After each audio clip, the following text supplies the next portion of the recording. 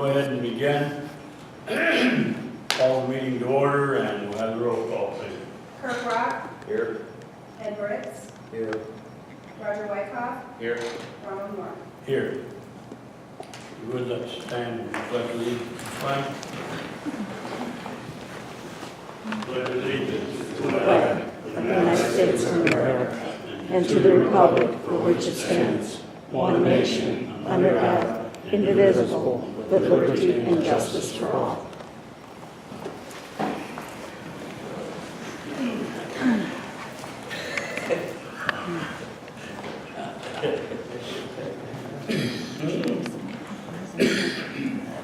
Okay, as pertaining this meeting, we do not have any minutes from the former meeting. This is a continuation, so we can go right into the public comment if there's any in particular. We do have, as I understand, we have the ability now to increase, to apply a 3-minute period of time. So who's going to keep track of time? Okay, we'll keep track of the time. Is there any names on the list there? I didn't know you had to sign in. Okay, go ahead and sign up quick like.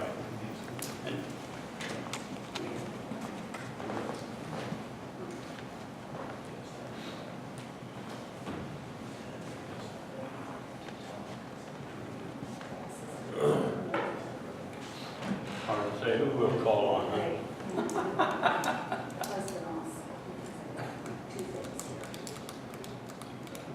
I don't think she'll let me shop her place. No, who won't? Yeah, that's what I thought. You're going to have to read this one.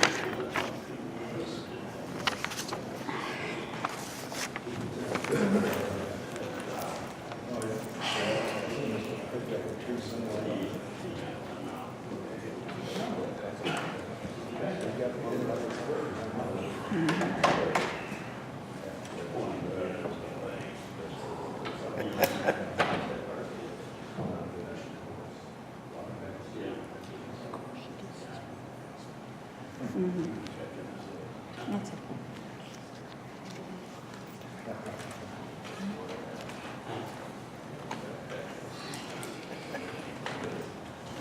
No.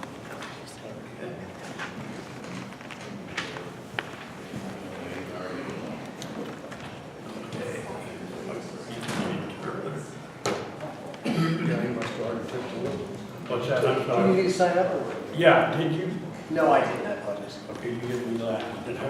Here.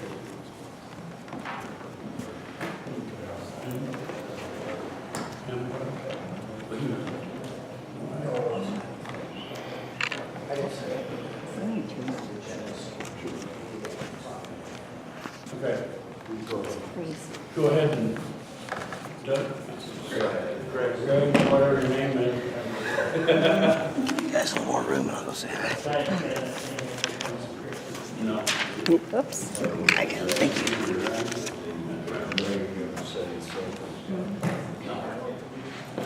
Okay.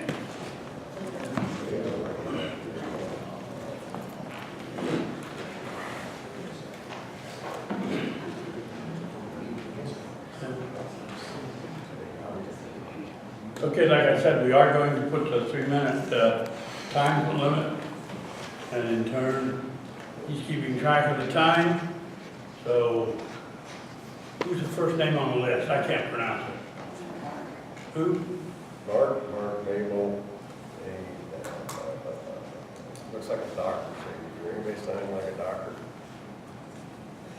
No? Right there. Are you signing? Okay, let's go to the second name. Are you signing up on those? Joan. Joanne Fetzer? Yeah, Joanne Oh. Fetzer. Okay.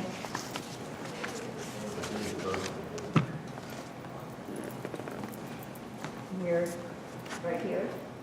Yeah, that's fine. You're fine. Okay, hopefully I can get this done in the time frame. Let's see. Okay, dear Mr. Moore, as you may recall from the most recent text amendment hearing regarding the wind energy ordinance, I represent Ford County Citizens for Property Rights, a group of property owners within Ford County. Approximately around 12:30 p.m. today, we were first made aware of the fact that the Apex request for an extension for a special use permit was set for a vote tonight at the 5 o'clock meeting. As you will recall, that matter was previously set for October 10, 2018. It was canceled just days before the meeting. I was attending the October 10th meeting and apologize for not being in attendance this evening. However, given the late notice, I am unable to attend tonight's meeting due to the fact that I have to attend a board meeting for one of my governmental clients this evening. I ask that you carefully consider this letter in my absence. As you know, the Open Meetings Act requires that any notice of a public meeting be posted at least 48 hours in advance of the meeting. Besides posting the agenda at the office of the public body, the Open Meetings Act also requires posting the agenda on the county's website 48 hours in advance, assuming that the county's full-time staff maintains the county website. Any action taken in violation of that provision in the Open Meetings Act is void.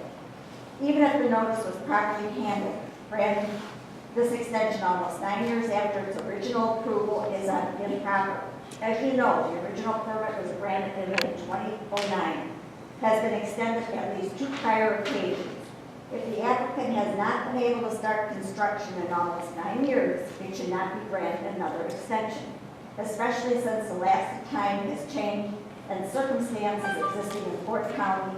We should not be allowing the energy companies to extend these permits indefinitely while conditions change without providing a full public hearing to vet the changes that have occurred in the meantime.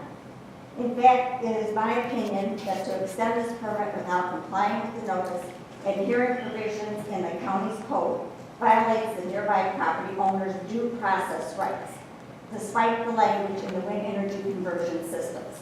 Ordinance allowing for an extension without a public hearing due to the changed circumstances in the county and the change in the economic circumstances since 2009. One of the standards for a special use under the WECS ordinance is that it must comply with the Illinois Pollution Control Board, the IPCB, regulations relating to sound levels. While I have no knowledge whether the original application complied with the IPCB regulations, there is currently no way to tell if those IPC regulations will be met under the plan based on the current conditions in Fort County.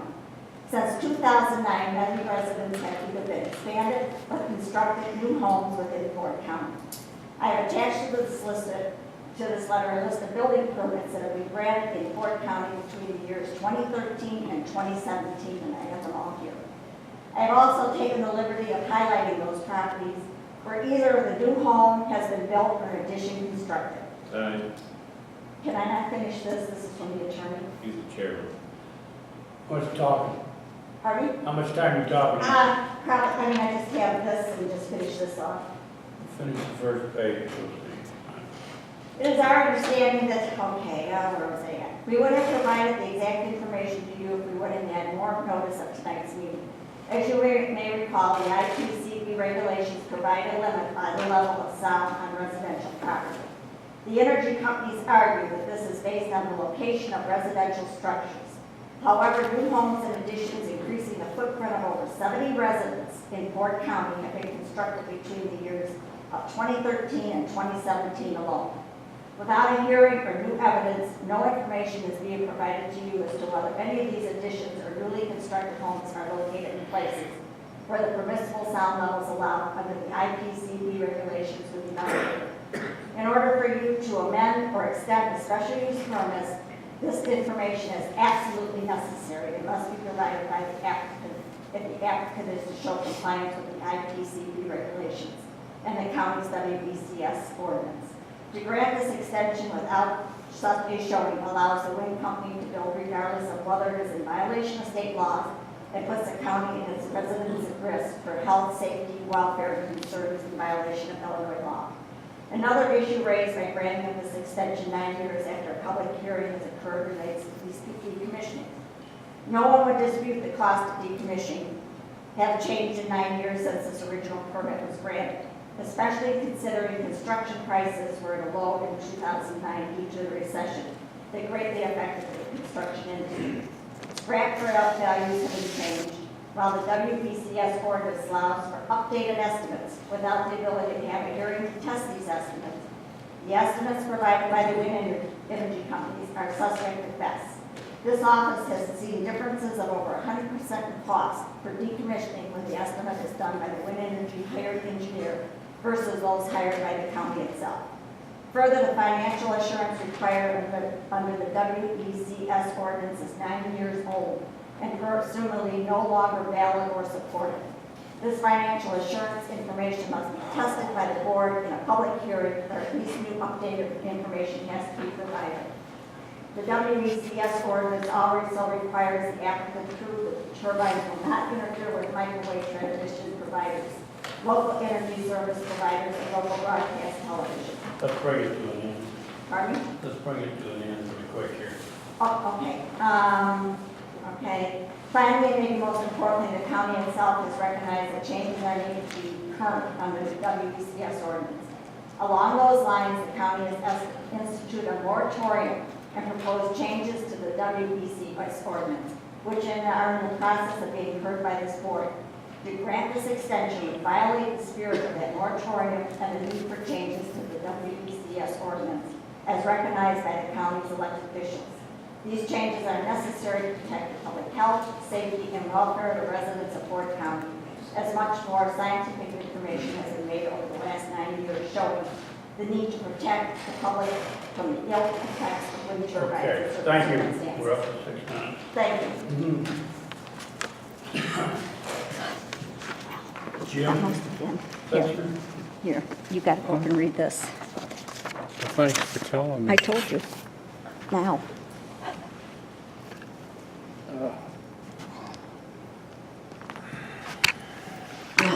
Okay, I'm sorry. I understand that this meeting is being held to consider a requested extension of the wind permit for the Ford Ridge Wind Farm that is proposed for Sibley and Gibson City.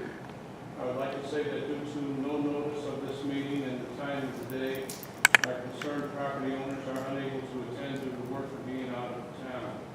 My question is, why would any action be taken on this project at this time, with the county court presently rewriting the old wind ordinance? It has been acknowledged that the old wind ordinance is insufficient and not written in a way that would protect the health, safety, well-being, or property rights of Ford County residents. Some examples being turbine height. There is no restriction in the old ordinance. They want 650-foot turbines, setbacks from property lines. The old ordinance is 1,000 feet from the structure, and then there is the issue regarding decommissioning. As a resident living in the footprint of the Ford Ridge Wind Farm, I feel extension for this special use permit should be denied. And wind farms coming into the county, whether being proposed years ago or presently, should be required to abide by the new Ford County ordinance upon its completion.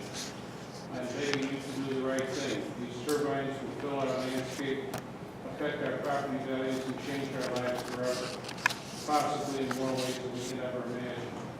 Do what is right for those of us who live in and belong to this beautiful county.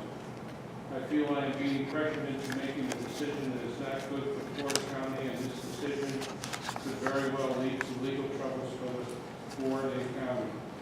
A lot has changed over the course of almost 10 years.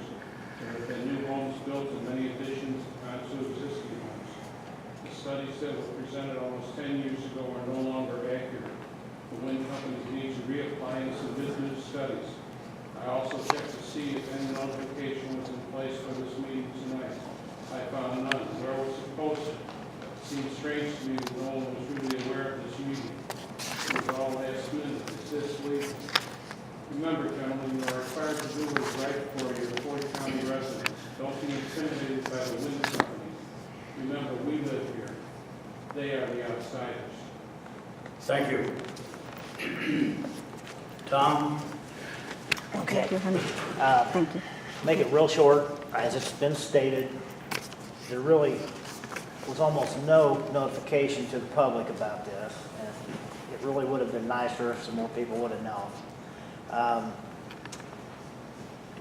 There is no doubt that a lot of the impact study needs to be looked at again for this project because it is pushing 10 years. And should have had it built if it was that big a deal for them. So personally, I really hope that you just let it wait until after we have the new ordinance and we'll start over again. I'm sure there's a lot of reasons to move forward with it, but there's a lot of us that really hope that we wait and let the new setbacks, whatever they may be, protect the people of Ford County. Thank you. Thank you. Dean?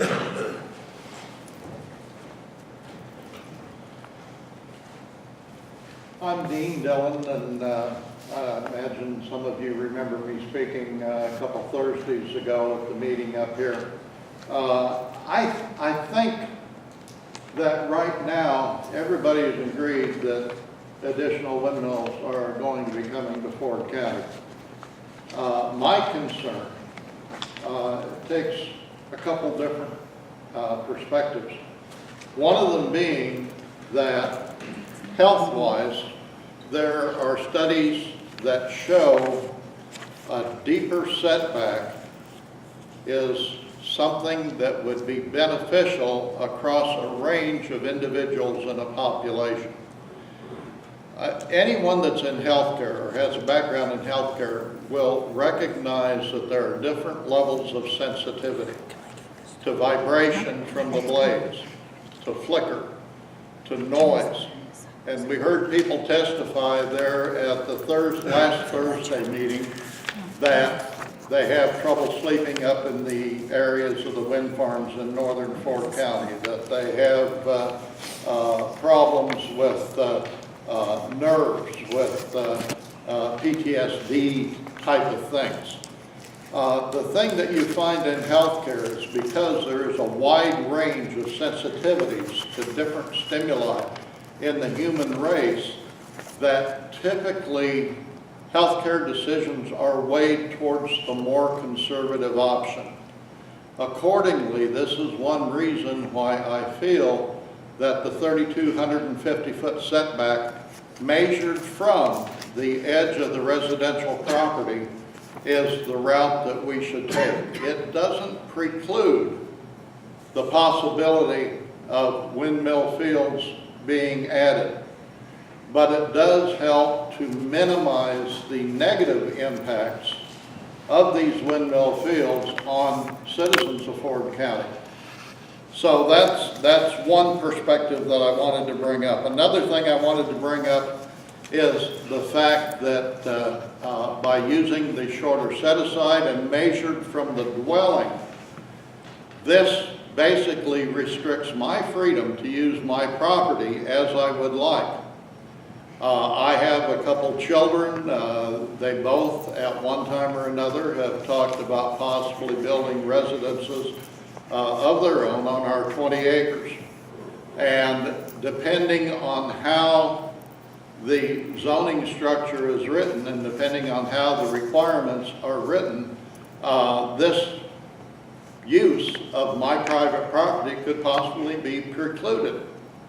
So that's another concern that I have. And my final concern, and I mentioned it at the Thursday meeting, no one, in my opinion, that I've heard speak in Ford County is really cognizant of what it's going to cost to decommission these fields once we're done with the use of them. And as I had mentioned at that Thursday meeting, estimates are ranging upwards of $200,000 in repeated studies, not just done in Europe, but also in Texas. And you get a large field out there that needs to be decommissioned. If the company doesn't do it, Ford County is going to be stuck with it if it gets done. Thank you. Thank you. Erwin? I know what you mean. Unless there's an Irwin here, you know? And she can't just talk for 3 minutes, but she will tonight. I will try to be brief. First, I want to say thank you for holding this meeting on our behalf at our request. I know this is a really bad time for everyone, and you have personal lives, so thank you for your service in this capacity. My name is Erin Baker with Apex Clean Energy. I am the project manager, and we are the owner of the Ford Ridge Wind Project that has been permitted for a number of years. And we are requesting an extension here today. Actually, I don't know, did Matt give you our request letter? Okay, looks like you got it. I have other copies. Yeah, we have. Once I'm done with my remarks, I'll give you this because it also has a copy of the Village of Sibley Board resolutions in support of our project as well. But really, I think it's pretty straightforward what we're requesting and why we're requesting it. Wind project development is extremely complex, so I know that a lot of people may scratch their head if they aren't in the know of, well, why on earth could it possibly take this long? But one thing to state is that Apex has been the owner of the project for only about 3 years now. So some more, I don't want to say junior developers, but the people who originated the project have sold it because they just didn't have the resources or weren't in the right place at the right time to carry the project forward. So Apex, with our resources and experience, we bought the project and have continued it forward, and we've demonstrated continuous progress the entire time, which I think is important when considering the extension. We have never just put this project on ice. Excuse me, it's always been a priority for us. We have always had a senior person from our company working on it. We have maintained all of our land leases in good standing, maintained our payments. We have now invested nearly $4 million in the project. Not all of that was here in Ford County. A lot of that is interconnection costs, deposits, things like that, but a lot of it is here in Ford County. We have an annual carrying cost for land alone of nearly $150K. So that is straight payments to the landowners that have been made year after year without pause. And that is only growing larger as we continue to lease more land, which is a good thing to mention. We, as you know, we have land that was permitted in the original special use permit, and that has maintained itself, but we are also signing new land for what we hope will be a future special use permit application. And so, I mean, it's absolutely true, some of the remarks that if and when we do apply for a new special use permit for these new lands that we've signed, that will be under any new ordinance standards that are codified, if and when that happens, and the moratorium is lifted. So, you threw me off my roll some more. Okay, well, I will try to wrap up and just say that in direct comment to some of the remarks made that are valid or worth noting, about changed conditions, new homes being built or things like that. The great thing about the structure of the ordinance as it is now, and also how it might be changed, is that any new house we still have to set back from. You granting a special use permit extension is not the last bite of the apple. We still need to meet all of our compliance with setbacks, Illinois Pollution Control Board standards, FAA, National Telecommunications Authority. All of these things still have to be met before we can move forward, whether you extend or not. So you're not the only person who keeps checks and balances. So thank you for your consideration. We hope to stay being a contributing member to the community. Thank you. Mark? Evening, I'll try to make this brief just because a couple of questions that were raised. With respect to whether or not you're in compliance with the Open Meetings Act, I know that both your state's attorney and your chair and Matt Brock reviewed that. The parts that weren't read in that provision is that it is whether or not you maintain that on your website on a regular basis, and the answer is, from what I saw on your website, the last agenda was from 2014. Clearly, with limited staffing and budgeting, you've made a decision not to maintain those there. Therefore, you don't have an obligation to put it there. Far more important from the Open Meetings Act, the failure of a public body, and you are a public body, to post on its website notice of any meeting or the agenda at any meeting shall not invalidate any meeting or any actions taken at it. So you're in good shape whether or not you posted it or not, but you're also not required to post it. They were posted. Yeah, it's posted downstairs after 48 hours of bad. I'm sorry, posted on the website.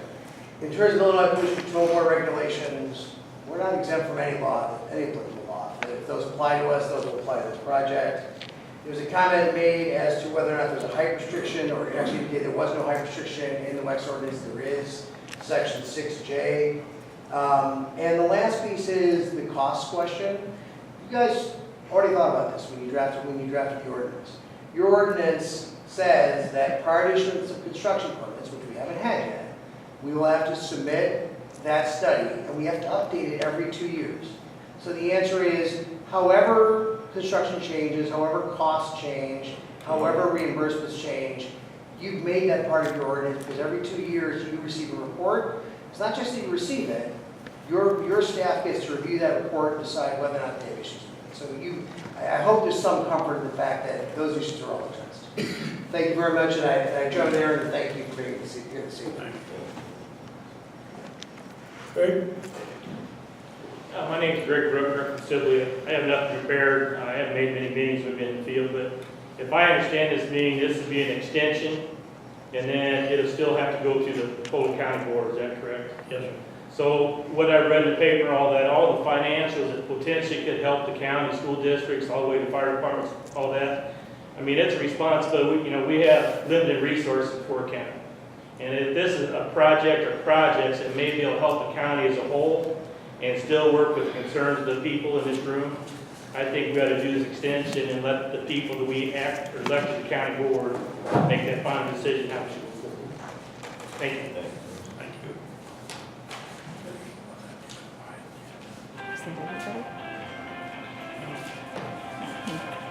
Okay, thank you for your views and participation. Yeah.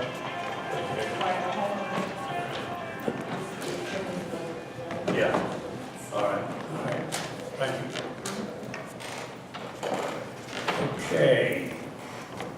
Business that we have now is to consider the resolution and determine if we can what to present to the county board.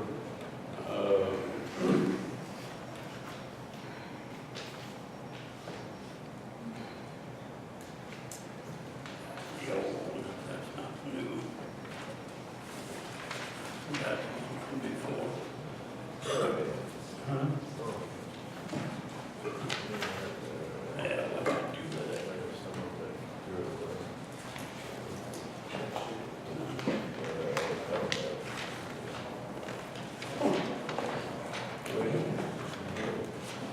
Here somewhere. Sorry about this, folks. Mr. Chair, can I just tell you something for your ordinance? Just so you're clear, you are the final deciding body on this. This is New York Code. Oh, really? Yeah, which period, the 36 months after issuance of special use permit, which period may be extended by the Board of Appeals without further public hearing. Okay. Well, I was either misunderstood or was misinformed, one or the other, because I understood it had to go to the county board, yeah. Almost everything does. Yeah. Did it? Yeah. Yeah.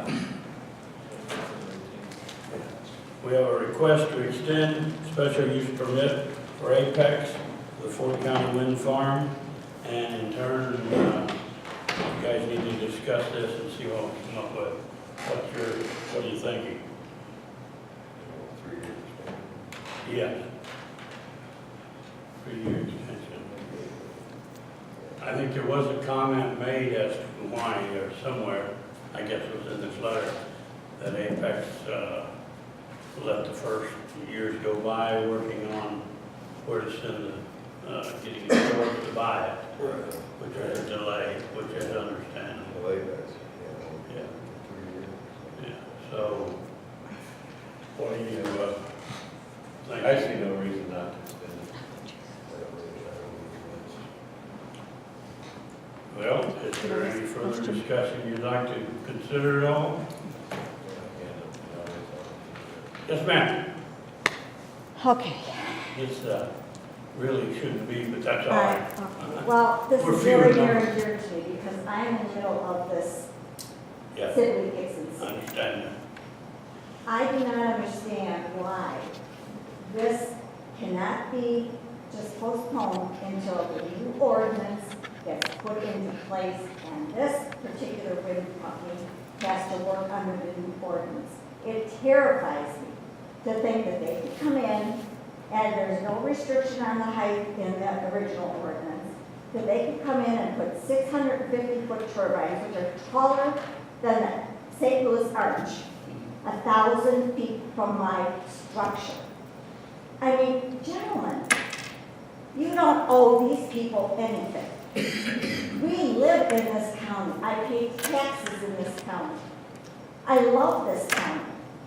I'm asking you to please, just table it for a while. Wait I until see the new no reason ordinance to goes table in. it. Pardon? There's a moratorium on Yes, windmills. there is. There aren't going to be any more windmills built until there's a new resolution.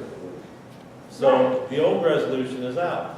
But can they come in and go under the There old is a resolution? moratorium on windmills. They cannot build. I realize that they That's can't not build. true.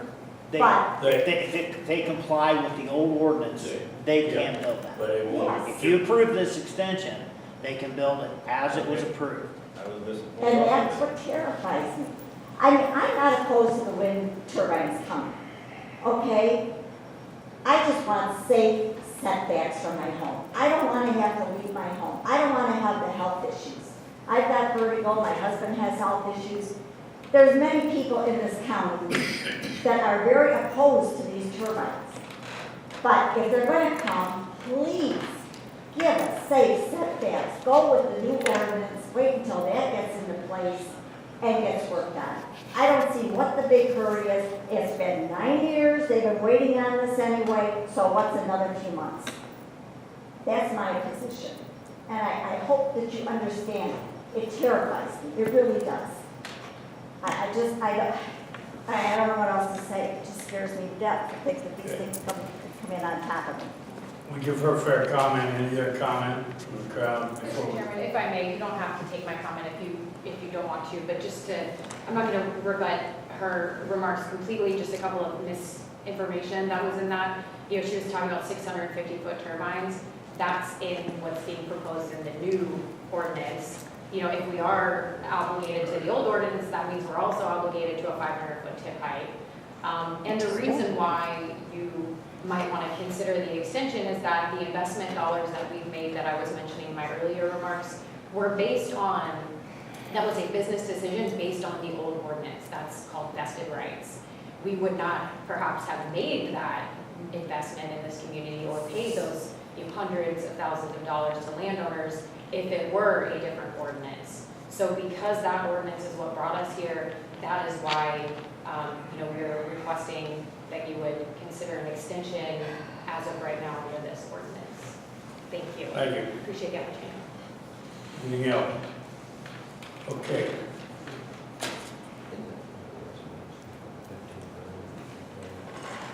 I don't know. I don't know. Is that from the resident, the house is there, or to be built or whatever? Isn't that 1,500 feet? No. Not as Or currently. 3 No. times? It's 1,000 1,000 from the or structure. Yes. Yeah, a minimum of 1,000. Minimum. That's right. It's But we ridiculous. also have the sound requirements, IPCB, which typically that would end up with, that would require a setback bigger than that, just because if we moved closer, we wouldn't be able to meet that sound requirement. So typically, you're going to be a little bit back, a little bit farther than 1,000